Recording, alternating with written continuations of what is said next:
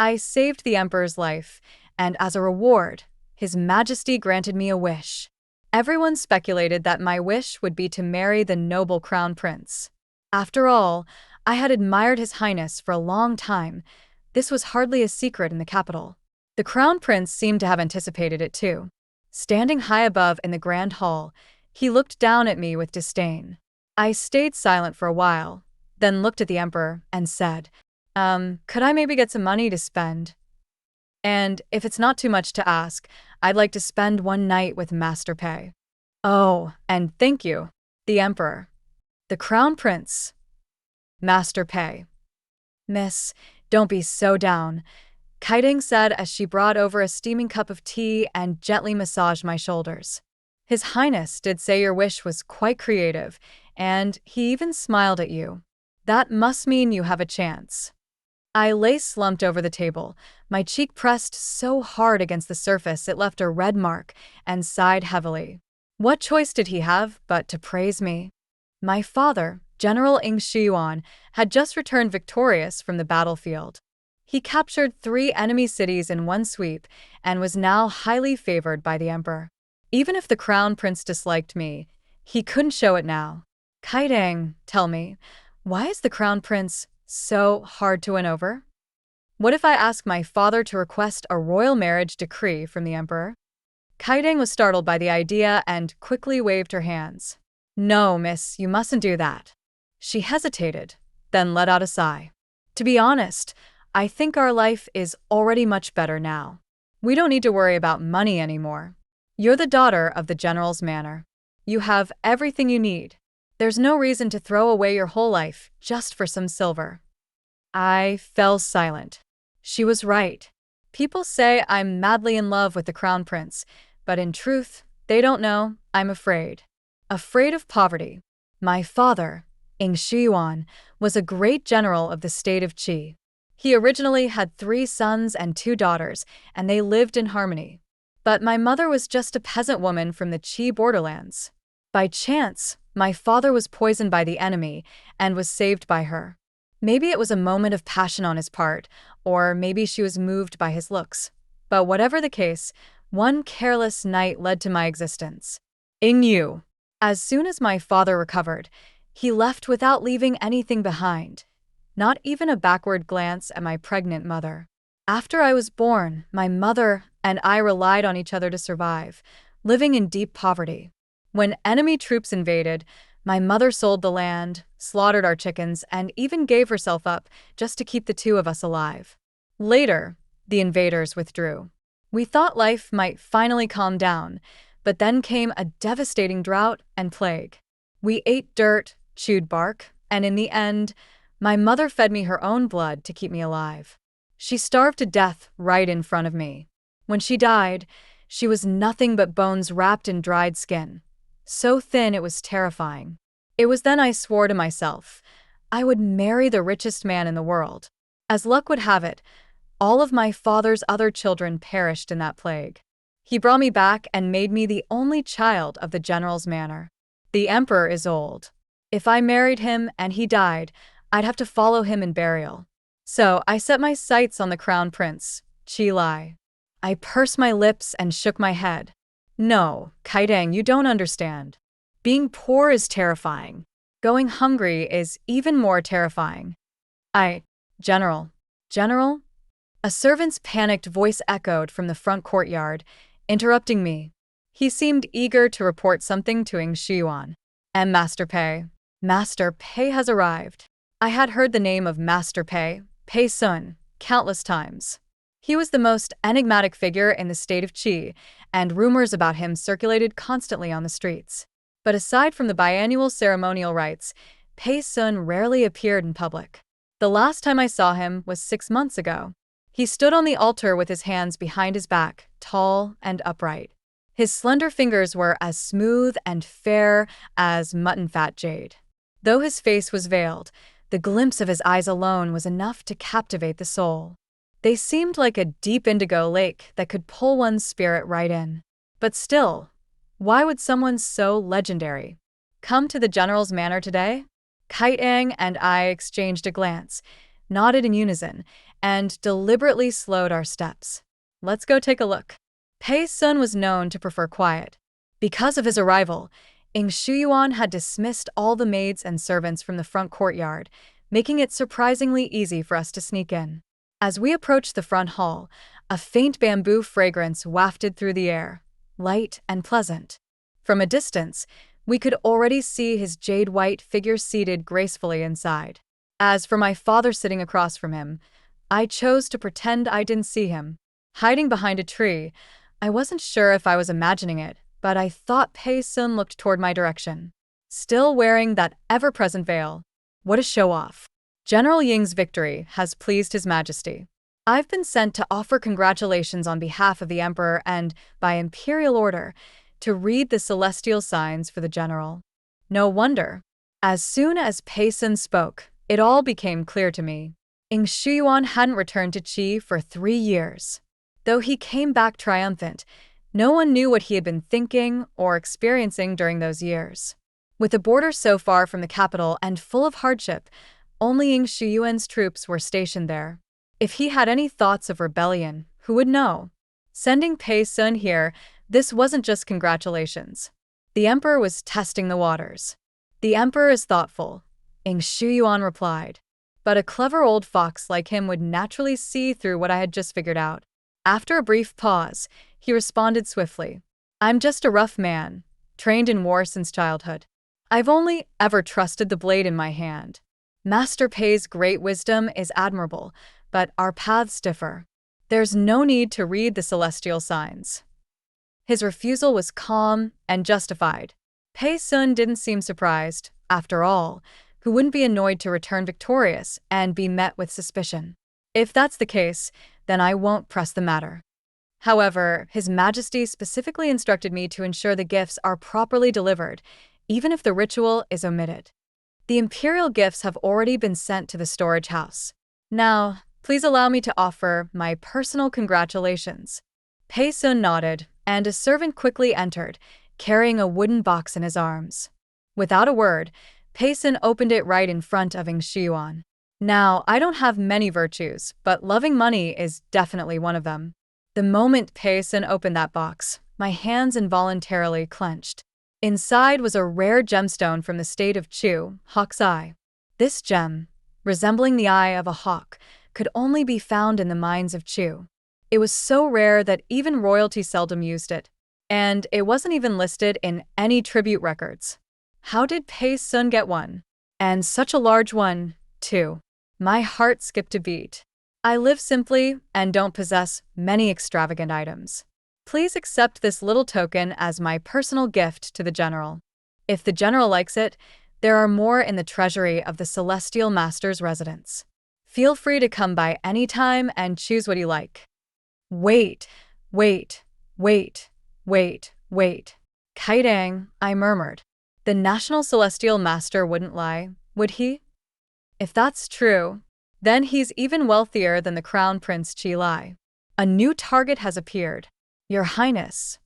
The servant bowed respectfully to Qi Lai. In the palace garden, the flowers were in full bloom. Peonies burst into clusters of rich color, vibrant and festive. Yulon nestled in Qi Lai's arms and glanced up at the servant. It was the one who usually delivered messages at the gate. Your Highness, judging by that look, I'd say that little beggar from the general's manor sent you another letter.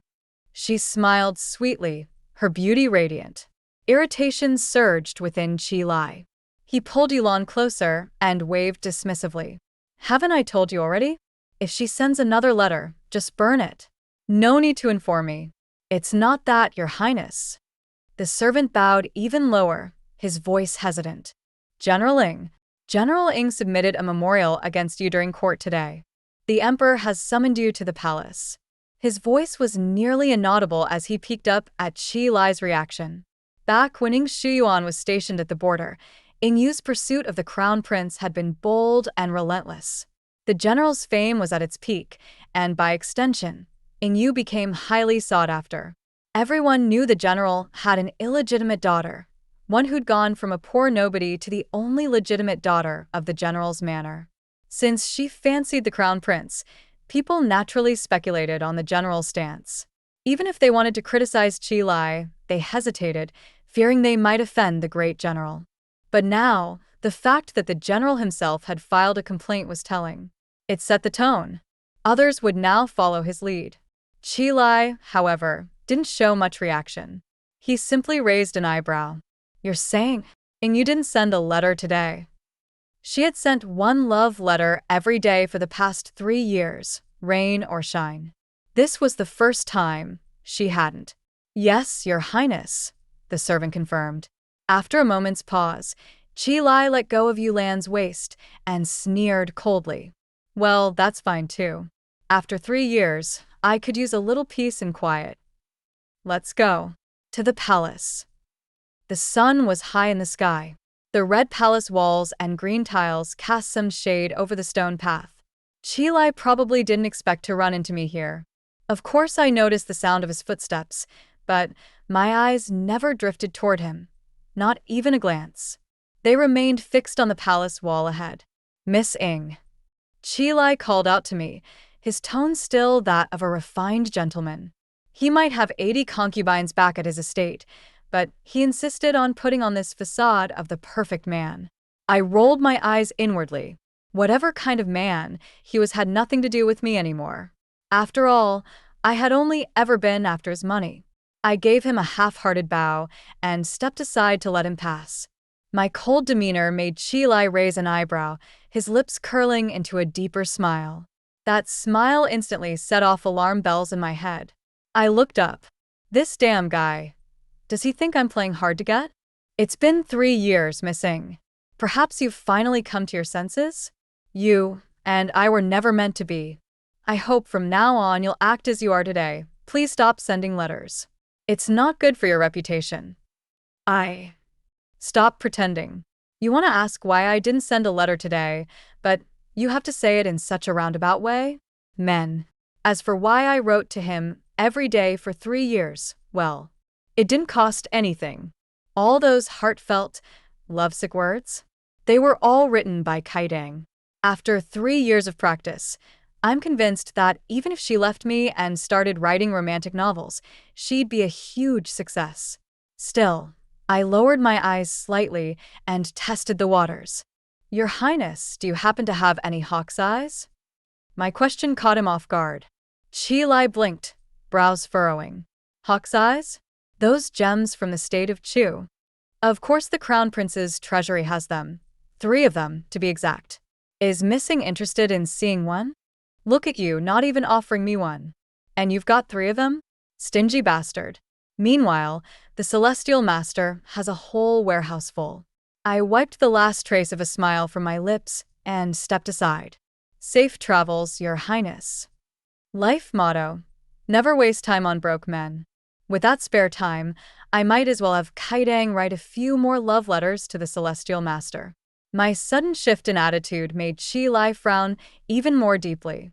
He looked like he still wanted to say something, but in the end, he only moved his lips and stayed silent. After he left, I let out a deep breath. With no one else around, Kaidang and I exchanged a nod. "Is the intel solid?" "Very solid, miss," Kaidang said with such determination you'd think she was about to join a revolutionary party. Behind this wall was the storeroom of the Celestial Master's residence. And today, I was determined to find out, was Pei Sun full of hot air, or did he really have what he claimed? So, just like always, I stepped on Saitong's shoulders and climbed up the wall. But the moment I pulled myself up over the red tiles and looked down, I froze. There was indeed a massive peach tree inside the Celestial Master's residence. Kaidang had already scouted that out. But there, under the tree, stood Pei Sun, hands behind his back, gazing quietly in my direction, face full of despair. "Friend, how am I supposed to describe what I'm feeling right now?" "Miss, you're heavy, hurry up already." Saitong's legs were trembling, and her voice shook along with them. I stayed sprawled across the top of the wall, lips pressed together. If I just hopped down like it was no big deal, that would be too brazen. But if I slumped back down the way I came, it'd be painfully awkward. "Come down. It's dangerous up there." he said calmly, his voice as gentle as an afternoon breeze. I wanted to cry. I shuffled off the wall, slid onto a branch of the peach tree, then slowly climbed down like some awkward monkey. The entire process played out under Pei Sun's watchful eyes. I had no place left to bury my embarrassment. Celestial Master, I scratched my head and offered a sheepish grin. I heard the peach blossoms in your estate were especially beautiful, and I mainly just wanted to take a look. Oh, right, also, I'm the second daughter of the Minister of Rights family. Song Shui. Pleased to meet you, Celestial Master. Sorry about that, Comrade Song Shui. Pei Sun didn't seem bothered. He stepped forward, plucked a peach blossom from my hair, and spoke in a soft, melodic voice. Very well, missing. Next time, if you want to admire the flowers, you can use the front gate. Climbing walls is dangerous. Me. Could you at least pretend to help me save face? Celestial Master, I believe there's been a misunderstanding. I'm the second daughter of the Minister of Rights, not this Miss Ing. Of course, Miss Ing. Me. Honestly, I don't even know how I ended up sitting here having tea in the Celestial Master's residence. Pei Sun was seated across from me. We stared at each other. The tea on the table smelled divine, but I didn't dare take a sip. Finally, Pei Sun broke the silence. This is fresh rainfall spring tea from this year, along with some iced pastries to cool you down. Please try some, Miss Ing. He gently pushed the treats in my direction. I forced a smile, picked one up, and was immediately surprised. Despite the summer heat, the pastry hadn't melted at all. It was still cool to the touch. Looking closer, I realized the plate beneath it was made of pure white jade. Not cheap. Having money really is great. With a quiet sigh in my heart, I took a dainty bite for show. Kaidang was still waiting outside. Now that I'd been caught, I doubted my plan could continue. Thank you for the hospitality, Celestial Master, but it's getting late. I think I should be going. I touched my nose and began to rise. Didn't you say you came to admire the flowers today? Leaving already? Admire my ass. Oh, I've admired them. Very thoroughly, in fact. Assassin. There's an assassin. One just broke into the Celestial Master's residence. A sudden commotion erupted outside. The loud, frantic shouts grew closer and closer. Startled, I looked up in alarm. An assassin? In the palace? How's that even possible? Wait, no. How was I going to explain my presence here? Don't panic. As my nerves frayed, Pei Sun rose slowly, his voice calm and cool. That familiar bamboo scent drifted past me again. There must have been something magical in the way he spoke, because I truly did feel more composed after hearing it. Is the Celestial Master present?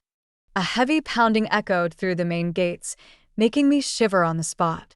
Even though I knew Ing Shiyuan was supposed to be in the palace today, surely I wasn't this unlucky? What brings the general here? Pei Sun walked to the door and placed his hand on it.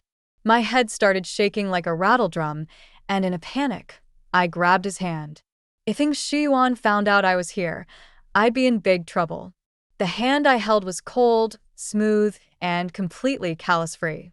If it were any other time, I'd have never believed this delicate hand belonged to a man. But right now, I was too anxious to notice the flash of darkness in Pei Sun's eyes. He didn't shake me off. Instead, he slowly lowered his hand. I believe the Celestial Master must have heard. There's been an assassin in the palace. We saw him with our own eyes, and he fled into this courtyard. For your safety, we ask that you open the door and allow us to search the premises. You wretched old fox, here to settle a score, are you? I wanted to cry. The Emperor was the one who sent him to test Pei Sun. It wasn't like he volunteered. Why stir up trouble now? Things were tense. I was already planning how to make a run for it over the wall. The general worries too much, Pei Sun replied calmly. I've been in the courtyard this whole time and didn't see any assassin. There was a pause before Ing Shiyuan sneered from outside. So the Celestial Master claims to have seen nothing, yet refuses to cooperate. Could it be that you're harboring the assassin? He was clearly here to make a mess of things. Pei Sun thought for a moment, then suddenly reached out and pressed a finger to my throat. Ah, A soft, strange sound escaped from me, one that didn't sound like my voice. I clapped my hand over my mouth, eyes full of grievance, as I looked at him. There was a long silence from outside the door. Do you understand now, General? To be honest, I felt a bit awkward. I figured Ing Shiyuan probably did too. I thought perhaps the Celestial Master was hiding some dark secret. He finally said, voice laced with sarcasm. Turns out it was just a beauty in your arms. Well then, I won't disturb you further. Let's go. At his command, the crowd outside retreated in a loud, orderly fashion. I finally exhaled. You're quick-witted, Celestial Master. But this might affect your reputation, It's fine, he cut in lightly, with a wave of his hand. But the more relaxed he seemed, the more unsettled I felt inside. Why don't you just say I'm the second daughter of the Minister of Rights, Song Shui? Pei Sun. What did Song Shui ever do to deserve this? It's getting late. I fear the general may grow suspicious again. Miss Singh, you should return quickly. I nodded at once and started toward the exit. Thank you, Celestial Master, ah. Thud. The peach tree spun in front of my eyes. When I came to, I was surrounded by the familiar scent of bamboo. Pei Sun had pulled me into his arms, his cloak billowing in the wind, wrapping tightly around me and shielding me completely. The doors burst open, kicked in by Ing Shiyuan. He stood at the threshold, eyes dark and unreadable. I thought it over and decided I was still concerned for the Celestial Master's safety. I apologize for the intrusion. Please forgive me. A moment ago, I'd actually felt touched, but his voice instantly made my skin crawl with goosebumps. Pei Sun held me tightly, and I kept telling myself, with his cloak covering me, there's no way he'll recognize me. Then search, General. Even if the sky were falling, Pei Sun would still look like he didn't care. Ing Shiyuan narrowed his eyes and looked straight at me in his arms. With a flick of his hand, the soldiers rushed in. I couldn't see clearly, but I could hear the sound of furniture being overturned and things smashed to pieces all around us. I'd always known he was ruthless, but I didn't realize he could be this cruel. There's nothing, General. At last, someone reported back, and Ing Shiyuan finally retracted his hand. He was clearly pleased, but his gaze lingered on me in Pei Sun's embrace. Celestial Master, this woman. My heart skipped a beat. She's timid, General. Please don't frighten her. If the assassin wasn't found, I ask that you close the door behind you when you leave. No need to see yourselves out. I'm pretty sure, other than the Emperor, Pei Sun is the only person in the entire country bold enough to speak to Ing Shiyuan like that. Ing Shiyuan stared at me for a long moment before letting out what seemed like a cold laugh and leading his troops away. Once he left, I didn't dare linger either. I hastily thanked Pei Sun and rushed back to the general's manor. In my haste, my figure flickered between shadows. From the doorway, Pei Sun watched me go, gently rubbing his fingertips together. When I returned, I told Kiting everything. She broke into a cold sweat on the spot, and we immediately rushed to change my clothes. Just then, Ing Shiyuan also returned. I had just finished tying my sash when Kiting came in, trembling. Miss, the general is summoning you. I pressed my lips together, but wasn't as flustered as before. Don't panic. Let's go see what he wants. Inside the main hall, Ing Shiyuan was already seated, waiting. His eyes were closed, chin tilted up, the scar at the corner of his eye adding to his imposing air. Father. I greeted him respectfully as I approached the hall. The room was deadly quiet. It wasn't until the length of an incense stick had burned that he finally spoke. Ingyu, how do you feel about your time in the general's manor? You've treated me well, father. I replied clearly, then knelt down and kowtowed deeply. If not for you, I wouldn't have the freedom and comfort I enjoy today. After hearing this, Ing Shiyuan stood and walked toward me. With my head lowered, all I could see were his boots trimmed in gold and jade. So you do understand, Ingyu. I didn't stop you from pursuing the crown prince. Everyone has their own path. This is the road you chose. You'll have to walk it yourself. too, have my own path.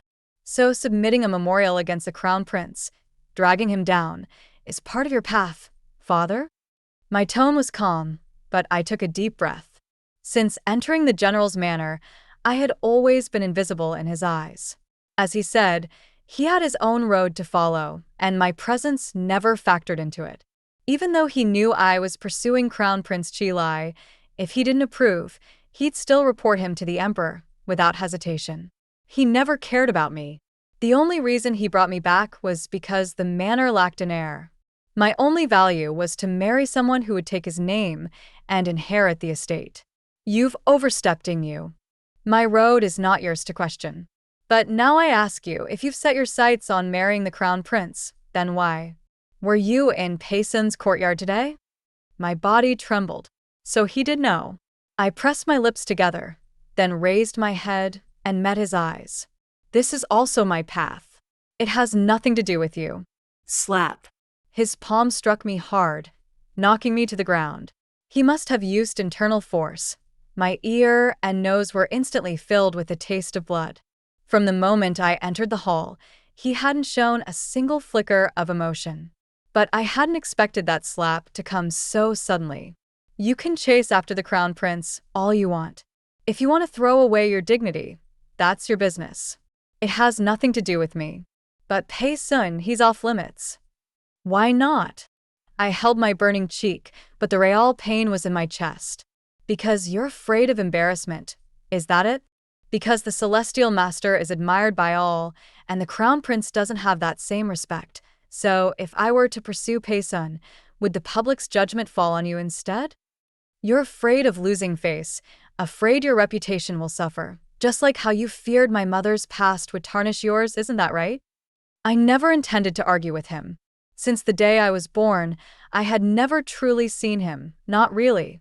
Even after being brought into the general's manor, we were like strangers living under the same roof. When my mother died, the last words on her lips were questions. Questions she asked me. Do you think your father will come back? Ayu, do you think your father ever truly loved me? What will you do after I'm gone? She was just an ordinary farm girl. Her husband was her whole world. She lived with dignity, raising me while enduring all the gossip and slander. And still, she believed that one day, my father would return. Back then, I couldn't answer her. But now, I can tell her with certainty. Your husband is never coming back. He never loved you. If he'd loved you even a little, he would never have crushed your body and scattered your ashes. You really think I don't know what happened back then? I said, voice cold.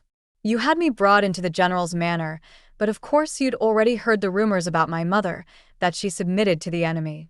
That made you feel tainted by association. So you forged an identity for me, dressed up my background with gold and splendor. Even after she died, you wouldn't let her corpse carry the slightest stain on your reputation. You dug her up from that humble grave and reduced her to ashes. But what crime did she ever commit? What crime? Didn't you once swear you'd give her a home? You heartless bastard. You lied to her. You. TCH. My words and my heart felt like they weren't even mine anymore. I looked at Ing Shuyuan and saw nothing but a demon in human skin. All he ever cared about was his name. He never loved anyone. I screamed and raged, my chest burning with fury. But just as I felt the heat of release, a sword pierced through my shoulder, and I finally fell silent. The searing pain twisted my face.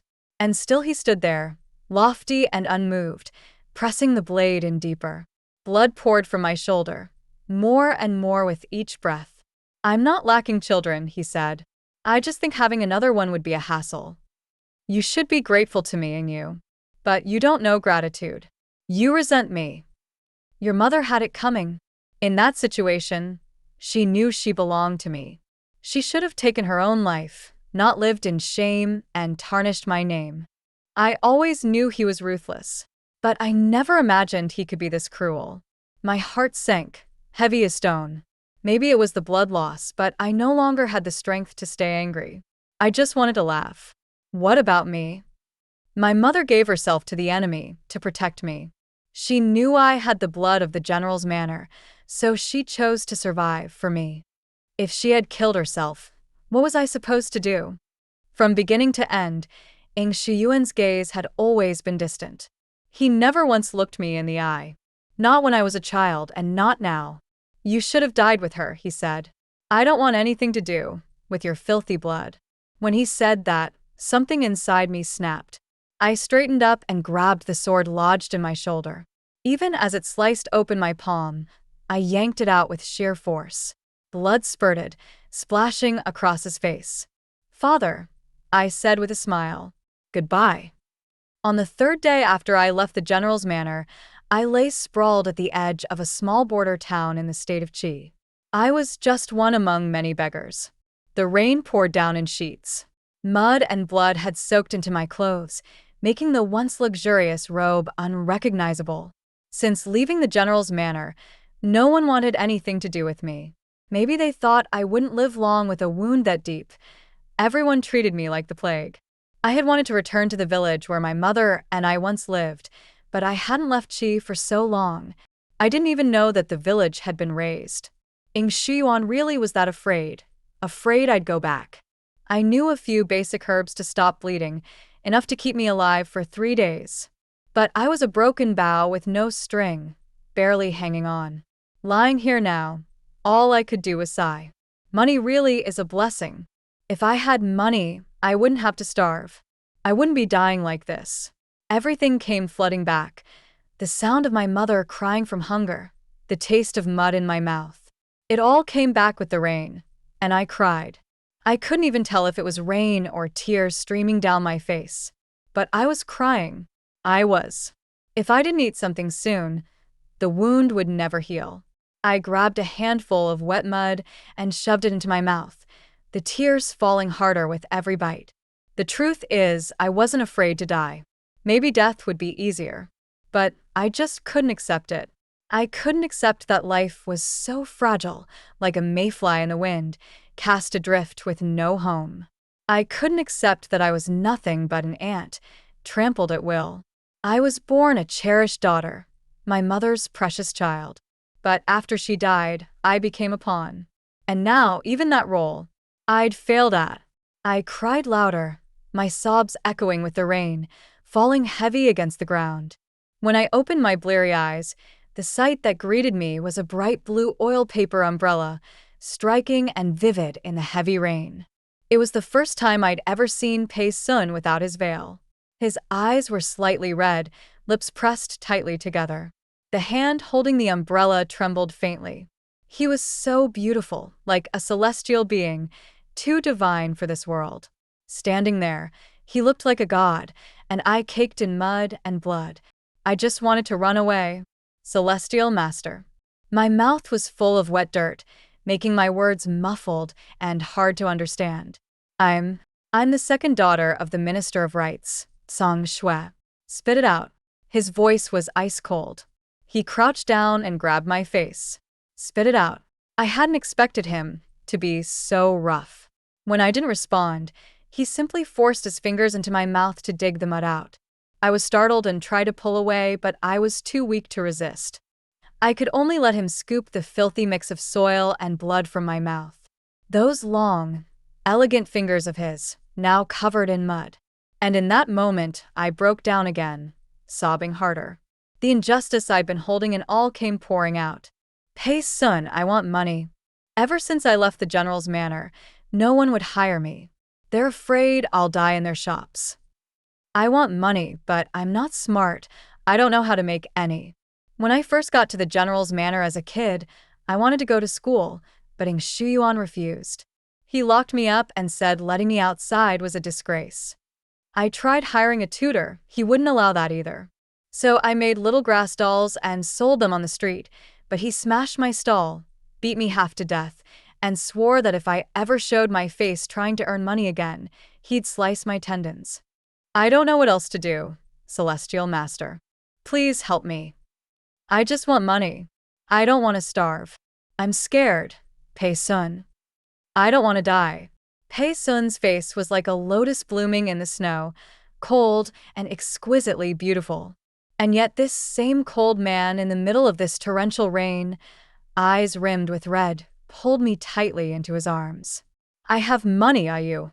Let's go home." For a moment, something snapped in my mind. Ayu.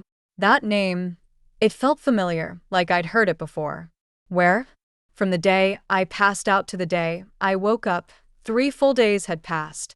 There were no servants in the Celestial Master's residence, only 2 silent boys tasked with cleaning, both of them mute. After the rain, the peach blossoms had fallen in clusters, blanketing the ground like pink snow. The food on the table had been reheated again and again, then left to cool.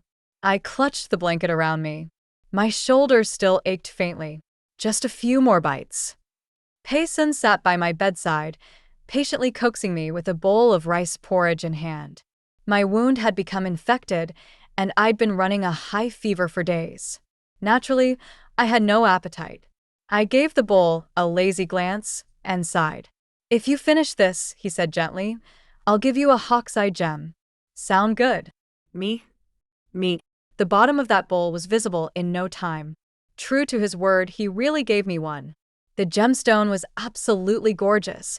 I clutched it tight, practically wanting to kiss it.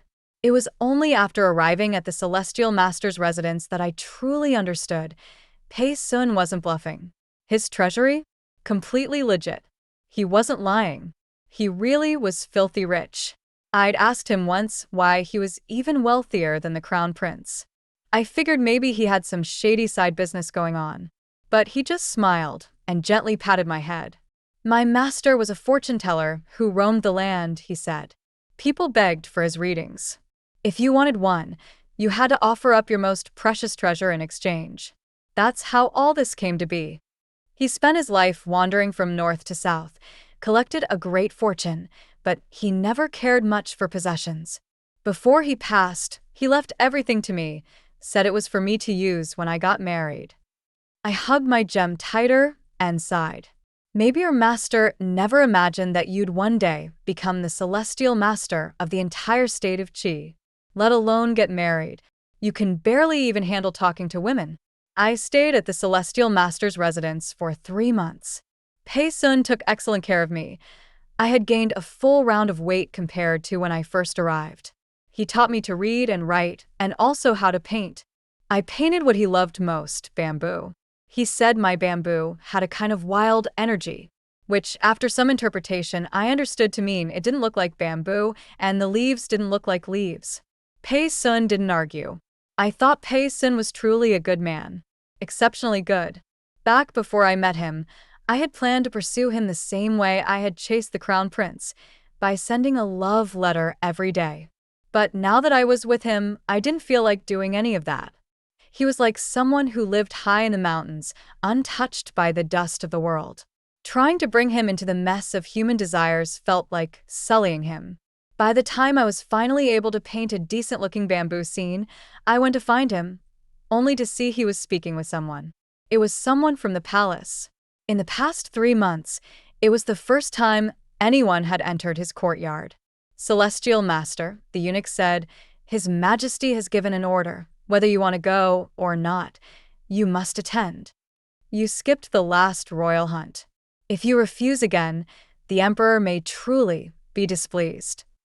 After the eunuch left, I snuck out from behind the doorway and showed him my painting. "Pei-sun, look. Quick." He glanced at my work, gave me a few gentle pointers, and even praised it. But I could tell he wasn't happy. After some hesitation, I finally said softly, "Honestly, there's nothing wrong with going on the hunt. You stay cooped up in this courtyard every day. It might do some good to get out and breathe a little fresh air." "You want to go?" he countered. I rolled my eyes around like they were marbles. "I mean, I wouldn't mind." The day of the hunt came, and as Pei-sun had said, the skies were clear and cloudless. I followed beside him, wearing a veil and glancing all around. If I'd been here with Ing Shiyuan in the past, I would have never dared be this bold. Ing Shiyuan rode at the front of the party. From a distance, he glanced at us. I knew he recognized me. But what did that have to do with me? Also watching us was Qi Lai, who had Yulan in his arms. Well, well. Has the celestial master finally come around? Seems even you couldn't resist bringing a beauty to your side. Pei Sun glanced at him once, then said nothing. Chi Lai's smirk faltered and turned into a scowl. What's that supposed to mean, Pei Sun? A lie. The emperor's voice called out from ahead. Chi Lai instantly fell silent. Pei Sun tugged lightly on my reins and pulled me closer to his side. The hunt itself turned out to be rather fun. Ing Shiyuan shot down 6 deer, the emperor had a fine harvest, and everyone else had their share of prey. By nightfall, torches were lit, illuminating the camp, and the scent of roast meat filled the air. Right now, I was sitting in the tent, locked in a staring contest with Pei Sun. Celestial Master, it's so lively outside.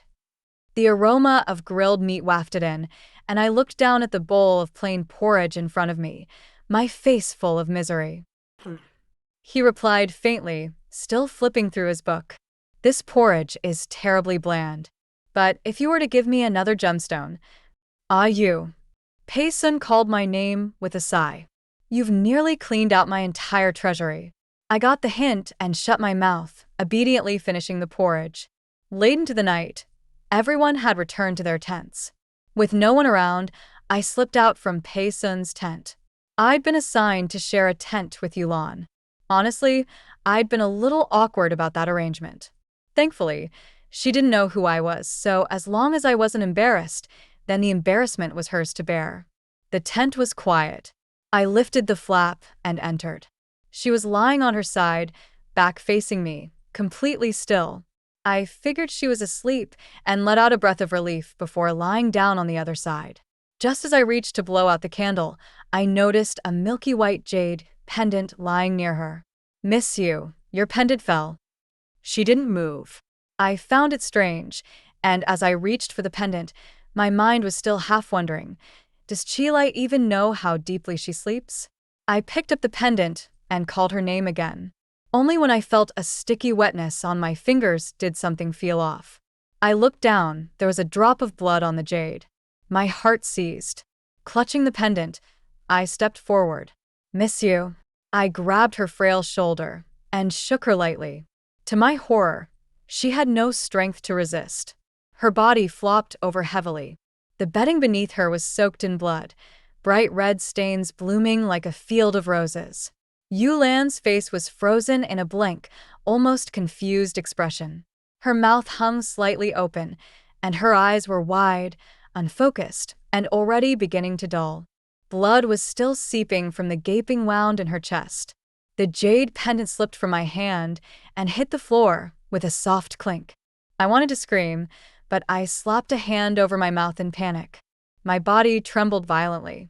It felt like the blood in my veins had turned to ice. Yulan was dead. The night wind was sharp and cold, lashing against my face like blades. I dashed into Pei Sun's tent like a madwoman. Yulan is dead, she. Pei Sun didn't seem surprised. He looked at me, and in his eyes, for the first time, I saw a trace of grief. True sorrow. That look stunned me for 2 seconds. Run, Ayu. Before I could respond, he grabbed my hand and pulled me out of the tent. Celestial Master, where are we going? He didn't say a word. The only thing that hit me was the scent of green bamboo, carried by the wind. And just as we got out, a deafening explosion blasted through the tents behind us. Protect His Majesty. Protect the Emperor. There's an assassin. An assassin. Gunpowder. That kind of force. Only Borderland gunpowder had that level of destruction. And in that moment I understood. Screams echoed behind us. Flames engulfed the camp. Why was there gunpowder here? People from the border couldn't possibly infiltrate this deep. There could be only one explanation. Ing Shiyuan. He commanded the border defenses and had long dealt with enemy factions. I never expected he had actually colluded with them. Pei Sun, did you know? Did you already know Ing Shiyuan was collaborating with the enemy? I could see it in his eyes. He didn't have to answer. My heart tightened at his silence. Pei Sun. Say something. Pei Sun. The wind curved around us, and suddenly, I was in his arms again. He smelled so good. The chaos behind us was far now. This forest was well hidden. This time he held me so tightly it felt like he wanted to pull me into his bones. I was at a loss, but I could feel he was on the verge of crying.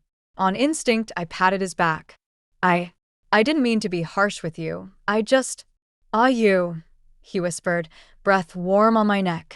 I don't ask for anything else. As long as you're safe, that's all that matters. He let go of me and gently guided me to crouch down with him. His deep indigo eyes looked even more serene in the night. He gazed at me, and for a moment, I forgot what I wanted to say. His fingers brushed my cheek. The warmth of his touch calmed the storm inside me. Pei Sun, did you know this was going to happen? Yes. His answer came, but it couldn't be avoided. I had already discussed it with His Majesty. We did everything we could to minimize the damage. Why couldn't it be avoided? My chest throbbed. I grabbed him in return. If you knew, couldn't we have just not come on this hunt? We could have just. If he didn't rebel now, he would have rebelled in 3 years. And when that time came, the damage wouldn't just be what you've seen, Ayu. That would be the fall of the entire kingdom. I froze. Pei Sun's divinations had never been wrong. Then it's fine, I said softly. Since you knew ahead of time, you must have a plan. I don't, he interrupted, shaking his head in the dark. This is Qi's disaster. It must be faced. No one knows how it'll play out next. But I know, if you stay here, quietly, you'll be safe. I promise. You'll live. Please listen. There was urgency in his tone, but I heard something more. You want me to stay here, but what about you? Where will you go? The wind grew colder. Leaves rustled like a morning cry. Then his lips pressed softly to mine. I froze, stunned by the sudden kiss. But there was a farewell hidden in it. Sorrow welled in my chest. I closed my eyes and kissed him back, deepening it. I have something I must do, Pei Sun said. When will you be back? I asked. He didn't answer. Will you come back at all? Still, he said nothing. My heart sank heavier and heavier. Finally, I forced a smile. Then when you return, let's get married, all right? You're probably the richest man in all of Qi. This time, he finally gave me a reply. He said, all right. The chaos had faded. I couldn't hear a single voice now.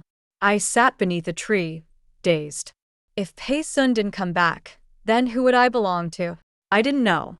But right now, I just felt miserable. Worse than not being able to marry a rich man. Worse than hunger. Worse than drinking my mother's blood to survive. I didn't understand where the sadness came from, only that I curled into myself to stop the trembling. Are you sure the Emperor is hiding there? Suddenly, voices. I jolted and ducked behind the tree. 2 men in black walked slowly past. The general's already gone ahead. Shouldn't be long before the Emperor's head is in our hands. Damn, what bad luck we had.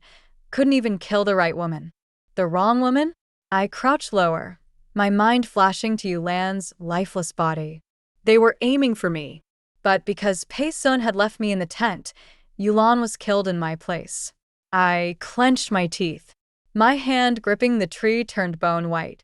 Yulan, we'll just wait here, one of the black-clad men said, nodding toward a hidden spot. That damned celestial master, hiding the Emperor, thought he could fool us. But it doesn't matter, we found him anyway. As soon as the general kills the Emperor, he'll be the new ruler. You and I? Big promotions coming. They exchanged grins and laughed, strolling deeper into the forest. Pei Sun said if I stayed here, I'd be safe. But can I really stay here? Even if it's not for me, for the people of Qi, Ing Shuyuan cannot be allowed to become emperor. A man who scattered his wife's ashes. A man who raised his sword against his own daughter. A man who colluded with the enemy. How could such a man ever rule?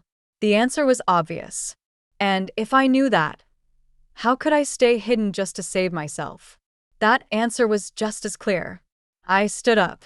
My steps quickened. I ran toward the direction the black-clad man had pointed. I was just a farm girl. I had no grand ambitions. I didn't understand noble ideals of country or honor. I couldn't read or write. I was dumb as a rock and only ever dreamed of marrying a rich man. Maybe even if I got there, I'd be no help. But I had to go, because she was a good place. Its people lived in peace and warmth. Aunt Lee from the marketplace used to buy my little grass dolls when I was small. Grandpa Lee at the alley's end made the best steamed buns. But I had no money. Ing Shiyuan never gave me an allowance, so I could only afford one at a time. I once told him, when I get rich, I'll buy a whole basket and eat until I'm full. I'm afraid of hunger. I fear hardship because I've suffered too much already in this life. My dreams are small, really small.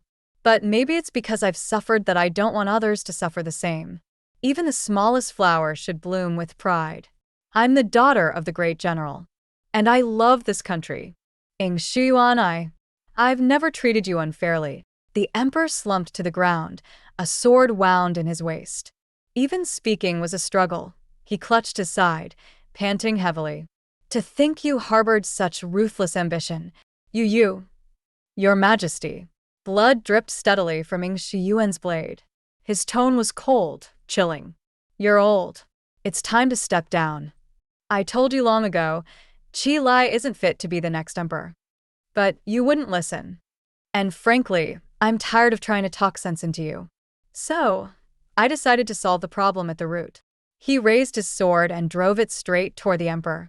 But just as the blade was about to pierce him, the emperor suddenly chuckled. What are you laughing at? Ing Shiyuan narrowed his eyes. You say, the emperor struggled to breathe.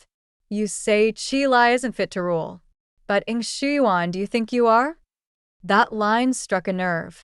Ing Shiyuan's pupil shrank, and without another moment of hesitation, he drove the sword downward. Shhhtk. Pain exploded in my chest, and I coughed up a mouthful of blood. In my rush to get here, I'd even twisted my ankle, but I still threw myself forward, shielding the emperor with my body. The sword stabbed through me, nearly piercing my chest entirely. I looked back at Ing Shiyuan, his face stone cold, and smiled through bloody teeth.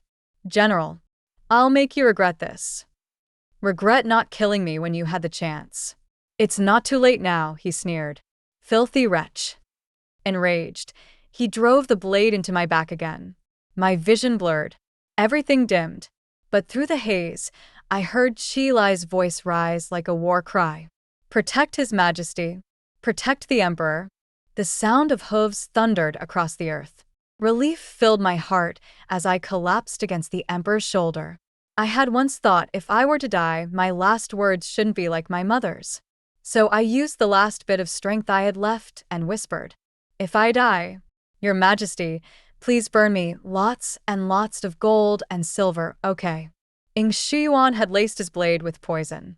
By the time I woke up, a full month had passed. The Emperor had only suffered a shallow wound, and his strong constitution pulled him through quickly. But when I asked how the poison in both our bodies had been neutralized, everyone avoided the question. I heard that after the battle, Pei Sun had gone into seclusion. So I quietly waited for him to return. In court, the Emperor sat on his high throne and addressed me with great solemnity. Miss Ayu, he said. You once saved my life. I promised you a wish. What would you like? Ing Shiyuan had been captured alive, declared a traitor, and stripped of his name. Since then, everyone simply called me Miss Ayu. I don't know if I was imagining it, but Qi Lai's gaze on me was intense. But that had nothing to do with me. I raised my head, eyes full of hope. Your Majesty, I'd like a great deal of gold and silver. And, while we're at it, could I be married to the Celestial Master? I really want to sleep with him. The court fell dead silent. Everyone's expressions turned peculiar. I didn't think much of it. I narrowed my eyes at the Emperor. What? Is that not allowed? Why are you all looking at me like that? The Emperor cleared his throat, pretending not to notice. Miss Ayu, your words are so direct, I hardly know how to respond. Well then, once the Celestial Master emerges from seclusion, I shall arrange your marriage personally. In addition to what I'd asked for, the Emperor showered me with even more treasures. I was now very rich. So, I planned to wait for Pei Sun's return, just so I could challenge him. Who's really the richest person in this country? I rode my donkey cart down a winding country road. Even though Ing Shuyuan had raised the village, I still wanted to go back and see it, tell my mother the good news.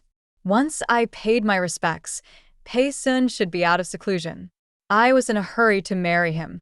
While I was still dreaming about all this happiness, my donkey suddenly let out a sharp screech. Up ahead, several men in black. I reacted fast, turning to flee, but more had already surrounded me from behind. A cloud of knockout powder was thrown right into my face. I lost consciousness. Red candlelight flickered. The room was covered in paper cuttings of the character for Joy. I awoke in a tub of water, slowly regaining awareness. Several maids and older women were scrubbing my arms hard, so hard my skin turned red. It hurt, but more than that, I was scared. What are you doing? What are you? Congratulations, Crown Princess. Best wishes to you on your joyous day. One of the older women smiled with insincere warmth, still scrubbing. Today is your wedding day, Crown Princess. We must make sure you're thoroughly clean. Crown Princess? Wedding day? Panic surged through me. I began to struggle. You've got the wrong person. I'm not the Crown Princess. The Emperor, he said I was to marry Pei Sun, not. You're not mistaken, Your Grace. Several of them pressed me down. This was an order from the Crown Prince himself. You are the Crown Princess, without a doubt. My thoughts spun wildly. Those black-clad men, they must have kidnapped me. The Emperor probably didn't know a thing about this. Qi Lai. He really dared to. After the bath, most of the attendants left. All right, I'll handle the rest. you all may go. The voice behind me was a little rough. She waved, and the others exchanged uncertain glances before finally retreating. I clenched my fists and bit down hard on my lip. Then I heard her whisper, Mississippi. I whipped around. Kaidang. She stood right behind me. Kaidang, how are you here?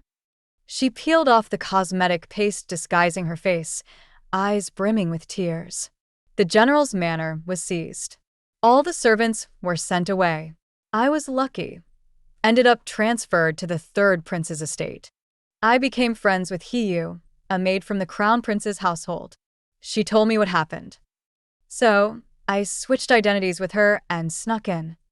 Miss, I know you must want to talk, but there's no time. You have to escape. Now. I bribed one of the front yard stewards to delay the crown prince. You have to move quickly. Tears welled in my eyes as I nodded quickly. There was no need for words. I understood Saitong's decision perfectly. Grabbing the hem of my red bridal dress, I turned and ran for the door. But before I could reach it, bang!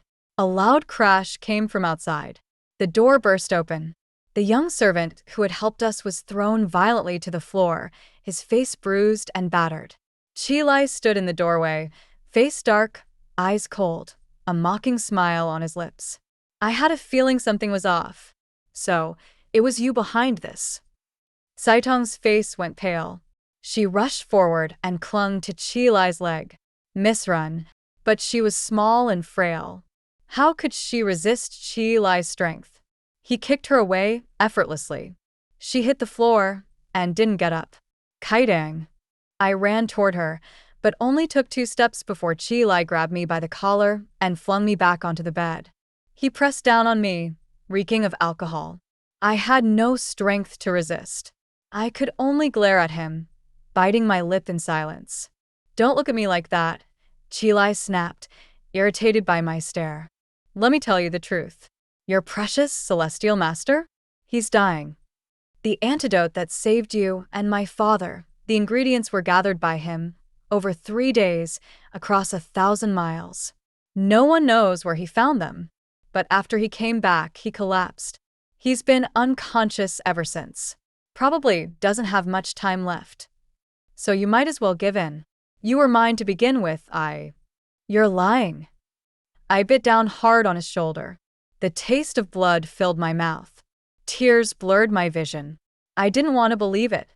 But deep down, I knew it was true. Even with my dull mind, I'd sensed something off. Everyone had been hiding something from me lately. I just didn't want to admit it. Now that I'd heard it with my own ears, I only wanted one thing. To get to him. Fast. Chi yelped in pain and slapped me hard across the face. My vision spun.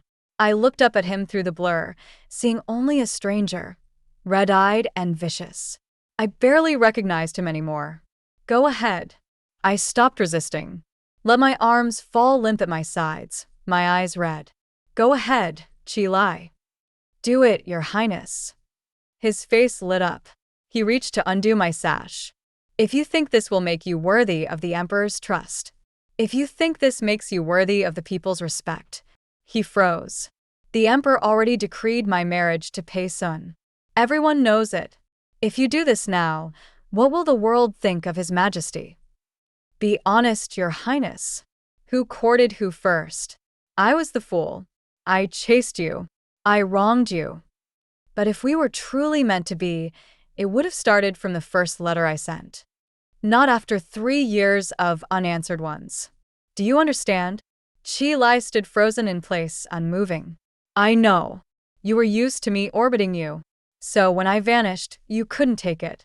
But loss is part of life. You didn't treasure me when I was around. Now I want to leave. I found someone I love. I hope you'll be dignified enough to let me go. As I finished, hot tears dripped from his chin onto my face. I knew it then, he didn't love me. He just couldn't bear to lose. Get out. Chi rose abruptly, clutching his robes, his body shaking.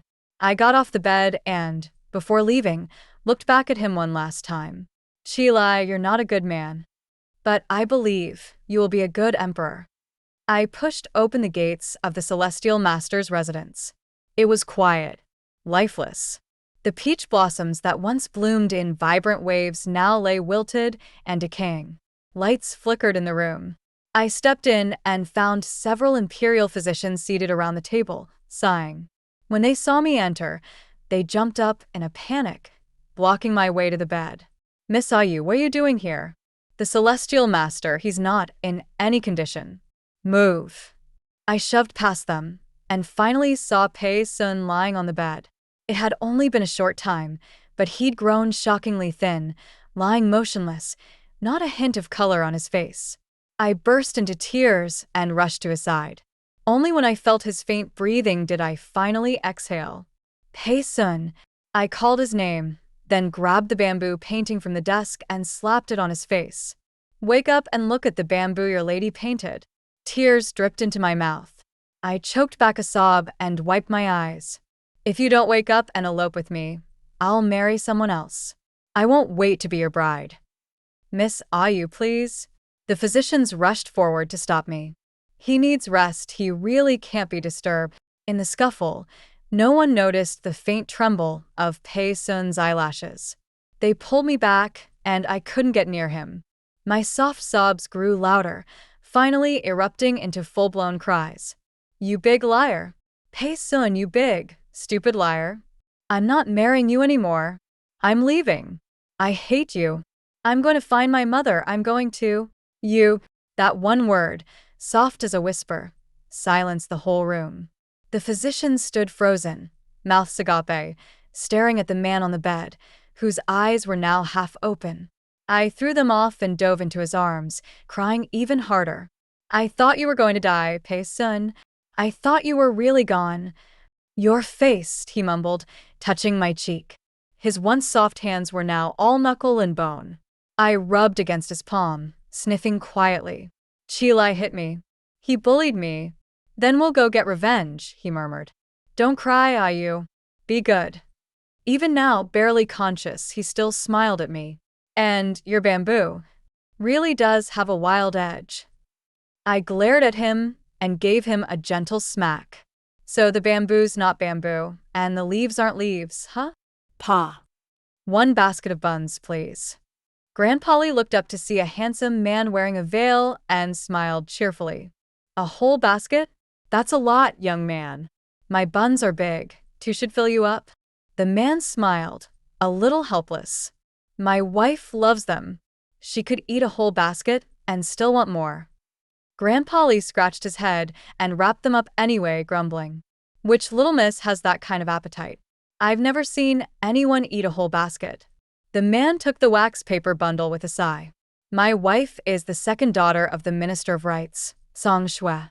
She's selling her handmade grass dolls at the end of the alley today. Stop by if you get a chance. Sorry about that, Miss Song Shui. Grass dolls, huh?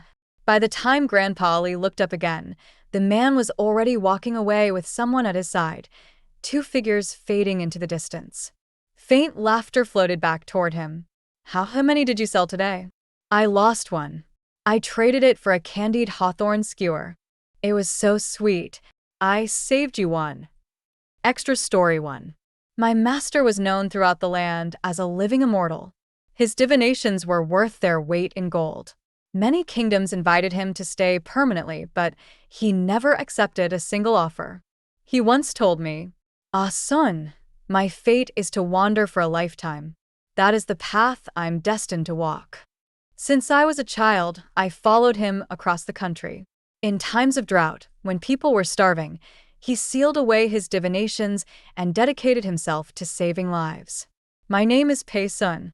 Following my master through countless villages, I saw more suffering than most could imagine. Then one day, in a remote border village plagued by disease, where most of the people were frail elderly and children, he left me behind, saying he had something to do and would return in a few days. This village was worse off than others. After my master arrived, they believed we were divine beings sent from heaven to save them. But he stayed only 3 days, then left. I remained behind and lived among them. At first, things were fine. I had brought a fair amount of food and shared it freely. The villagers were kind and respectful. But as the days passed, food grew scarce. The village was so remote that even money couldn't buy supplies from the city. People began to fight, to steal, to tear each other apart over scraps of food. I wasn't sure anymore if bringing food had been the right thing to do. Whatever the intention, this chaos wasn't what I had wanted. When the last of the food was gone, everyone returned to eating leaves and chewing on dirt. I didn't complain. I lived like them, ate like them. But human nature is like a shifting wind. Unpredictable, unforgiving. We can't go on like this. The children are starving. I sat outside with a bowl of water, looking up at the stars as I listened to the voices inside the house. Wasn't that living immortal supposed to save us? Why would he leave this child behind and disappear? Maybe he abandoned him. In times like these, even gods can't feed another mouth. Our food wasn't enough to begin with, and now we have one more burden. It's because we haven't had good harvests for 2 years. The gods are angry. Even if we wanted to offer a sacrifice, what do we have left to give? Don't we have something? That immortal's disciple, maybe he counts? The water in my bowl was cold. My heart felt nothing. I took a shallow sip. The stars were so bright. The next morning, they tied me to the sacrificial altar. I didn't struggle. I let them tighten the ropes again and again. Even after 3 days of nothing but water, they still wouldn't let me go. This is what people are. My mother went mad and killed my gambling father. She tried to strangle me, said I was frightening, said I looked like a ghost. It was my master who saved me. Without him, I'd have died that very morning. So, even if he abandoned me now, I was still grateful. The earth cracked beneath the sun. I was bound tightly to a wooden post, my skin blistering and peeling layer by layer. My lips were dry and shriveled. My head hung low. The villagers cursed me every day for having such a stubborn life. I knew they were just waiting for me to die so they could eat my flesh. And my life was stubborn. 3 days with no food, no water. Yet still, I hadn't died. But I knew I wouldn't make it through the night. I wondered, would someone who gets eaten still make it to heaven? On the 3rd day, just before dusk, a caravan approached in the distance. At the front rode a proud man on a red-headed horse. He sat straight-backed, ignoring the starving villagers who fell to their knees, begging for scraps. He trampled past them without a glance. At the very end of the caravan was a donkey cart lined with straw. A little girl lay inside, barely breathing. She was thin, fragile, but her eyes flickered with light as they locked with mine. She propped herself up and called out to the man ahead, pointing toward me. The man gave her a cold look and rode on. No one would save me. So, little girl, don't cry. Don't curl up in that cart and sob. Thank you. I'm probably going to die. Extra story, too. Tonight's stars were just as bright, but I no longer had the strength to open my eyes. I heard someone climbing up the altar steps. I thought the villagers had finally run out of patience. I slowly lifted my head, only to meet a pair of timid eyes. You. It was the same little girl from earlier. A whole day had passed. Who knew how far the caravan had gone? But under the cover of night, she had quietly come back. What's the point of this? I asked hoarsely. She tilted her head, as if she didn't quite understand. My mother died, she said softly. She told me grown-ups can die, but children must live. She said our road is still long. Your eyes are so pretty. Please don't die. She wasn't very smart. Even though she had a piece of cornbread tucked in her clothes, she bit her own finger to feed me with her blood. That scrawny finger brushed against my lips. She looked a little embarrassed. This cornbread isn't mine. My father gave it to me. I didn't dare eat it because it's not mine. My father is very scary. I'm sorry I'm such a coward. I didn't bring you any food. Her voice was small and trembling, her lips pale as she clutched her bleeding finger.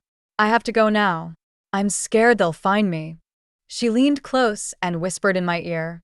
Her eyes sparkled brighter than the stars. She was excited. I'm the daughter of the great general. My name is Ayu. My mother used to say I had no emotions, that I was frightening. But tonight, for the first time, I felt something. Ayu, that name echoed in my heart long after she left. A heart that, at last, had begun to beat. The next day, my master came back for me. He brought food. The villagers bowed again, calling him living immortal. I didn't ask where he had been. I knew it was all destiny. Ah, son, he said as we rode the donkey cart. Have you learned anything these past few days?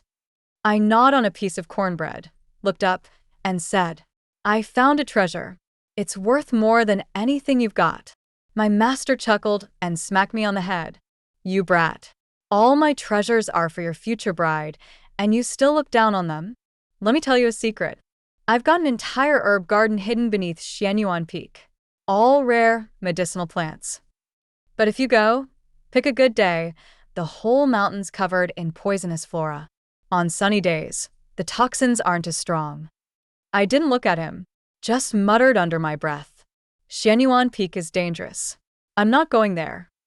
No, Master replied. You will. That is your fate.